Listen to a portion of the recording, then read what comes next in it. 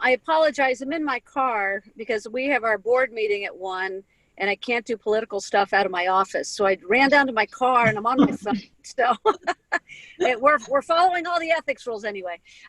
So thanks for having me. And thanks. I'm delighted to be here with Charmaine to talk about the upcoming election.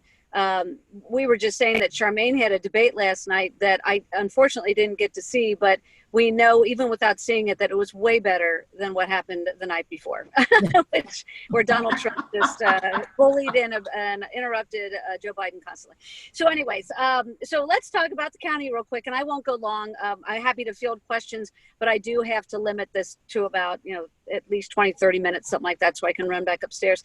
So the things that I generally have been asked about and have asked to talk about are the pandemic and our resolution to declare racism a public health crisis. So I'm going to lead with that. As far as the pandemic goes, our numbers, they're flattening out a little bit. People are wearing the mask for the most part, and that has created a dynamic where we've seen some of the spikes start to go down and plateau. We are still at some elevated levels, and so we still have some issues in Hamilton County. And I'm not sure what's going to happen today at the governor's press conference. I fear that, he's looking at some lagging indicators that may indicate that we are increased in some of the indicators that he looks at. That said, though, we're doing relatively well given, our the reference to other urbans and some of the surrounding counties, but we're certainly not out of the woods, and we won't be out of the woods. And so we have a vaccine, and we've got some broad-based testing. And so to that point, I like to talk a little bit about the CARES Act dollars that the county got. It was a great deal of money, $142 million. And so I think where we have spent a lot of that money reflects the priorities of the commission and frankly, Hamilton County, because a lot of that money went towards purchasing PPE so that we can distribute out to hospitals and nursing homes and schools and nonprofits, people on the front lines doing the work, going into people's homes. And we're stockpiling that right now. We actually bought a new warehouse, not only to house the PPE, but also in anticipation of a vaccine. We need certain temperature control there. And so we had to buy a new facility, which we did with COVID money, which was great. And so we're doing that. We've put a lot of money behind testing, $19 million to be specific. And there's no other county in the state that's done that. But we feel like that is a very solid way to get to the issue of community spread. And so we are testing congregate settings and especially setting up pop-up sites in some of the hot spots throughout the county. We've spent money on a small business assistance program. I believe it's over 7 million now. We had 2 different rounds, really targeting small businesses, especially women-owned and minority-owned, who didn't receive a lot of federal assistance because they're not well banked or they don't have those relationships like some of the larger corporations, and yet their needs are dramatic, and we're afraid they're going to shut their doors. And so that was one of the largest spends from the county. The other big spend was through rental assistance and utility assistance. And so we're working with local partners. The CAA and Legal Aid are teamed up. Free Store Food Bank and Talbert House are helping distribute those funds and try to keep people in their homes. Many of you might be surprised to know that because our local partners, all 49 jurisdictions throughout the county, did not get direct allocations because they're so small. At the county, knowing that they also had negative impacts here with revenue reduction and increased need, especially when it comes to PPE and first responders, we took $25 million of our allocation and push that down to our local partners so that they too could have some funding to plug the gap for their budgets, but also respond to the increased need related to COVID.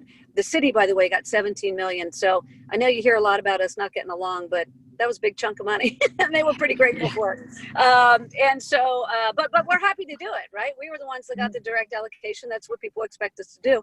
And then we've held some aside also for county operations. We have reduced our budget pretty dramatically, all the departments involved in that. And so we are balanced at the moment for the rest of the year.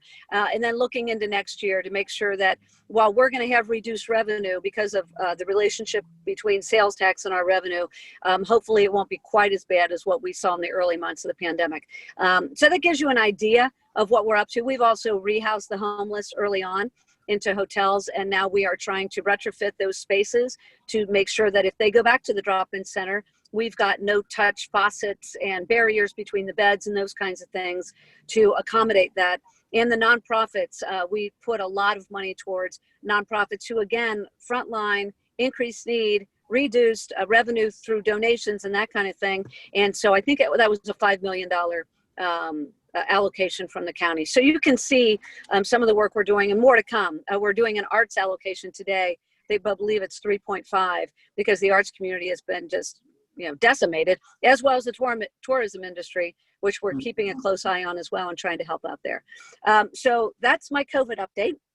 And then let's talk very quickly about the racism resolution. So as you know, Victoria Parks, who is my colleague, she took Todd Portun's place as a county commissioner, introduced the resolution to declare racism a public health crisis in Hamilton County. I was happy to work with her on that. There are three major tenets. One is training, particularly related to the sheriff's office, and it's active bystander training, but we want to spread that county-wide so that we're all trained in active bystander training, so we all have a role to play when we see something happening that is not right and can be fatal for the individual involved. So Charmaine, I know, can talk more about that. It's called EPIC training, but we're glad to be on the forefront of that right now. And Charmaine knows more about some of the training that has been in place for many years at the county. Another piece of this is the disparity study. We've got a recommendation from the Inclusion Council to do a disparity study. As many of you know, that helps to level set the county. We cannot do set-asides or any very intentional inclusion efforts without the disparity study, because we could get sued and not be able to defend our policies. The city did this a while back. We are now doing it. We've got an RFQ hitting the street here soon. I'm very excited about this. This was my add to the resolution so that we can start being more aggressive when it comes to inclusion, particularly through our contracting and purchasing. And then lastly, we're going to expand the Office of Inclusion and Equity so that not only is it contracting and purchasing, it's also employment through the county. And we need to model best practices here and make sure that our workforce represents the county, which I'm here to tell you it does not. It certainly did not when I got here. We're doing way better with boards and commissions to whom we appoint. And Portun and I, our first 2 years, appointed 78% of those folks that we appointed to boards and commissions were either women or people of color. So we've made progress, but we've got a lot of ways to go here at the county, given our most recent history. So I'm very excited about all of the above and interested in continuing that work. So, and lastly, always, I like to say, the Commission on Women and Girls is doing very well. I know you're all anxious to hear about it, but we're acting on some of those recommendations, some related to our response to victims of domestic violence and first responders going out and having somebody that is trained in advocacy for women that are in that situation to make sure the women and their families are safe. And that's a pilot program that we're just launching. And the pay equity study was a recommendation of the Women and Girls, and period products being available in school. So there are a whole bunch of recommendations, but I do want to say that they're going strong, and I could not be more proud to have kind of led the effort there in Hamilton County. So with that, I'm going to stop and take questions if you've got them. And I apologize again for having to jump off early.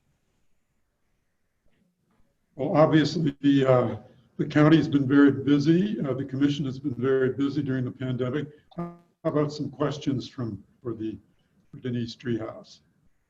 So, Denise, will the disparity study be anything like the CDAW gender analysis that we did of all city employees? I'm sorry, go ahead. Or the whole county? Yeah, well, so the city did one of these, as I said, a number of years ago. And interestingly, it was county-wide, but because it was conducted by the city, we can't use the data. So, and it's fairly expensive, which has been part of the delay at the county. And so it is to level set to see how much we are doing by way of spend, purchasing, contracting with minority and women-owned businesses. Basically, that's what it does. Because in order to be intentional in this space, and we have created relationships, we've got a bold list of contractors that we ask people to refer to as they are going out to bid for different things. But this will allow us to do literally to do set asides so that we say we are not doing enough in area X and we know there's a disparity there. And so we are going to intentionally set aside some of that business for either MBEs or SBEs. And so that's generally what it will do. We're not quite there yet because we're out with an RFQ right now, but it will level set for us, give us a better understanding of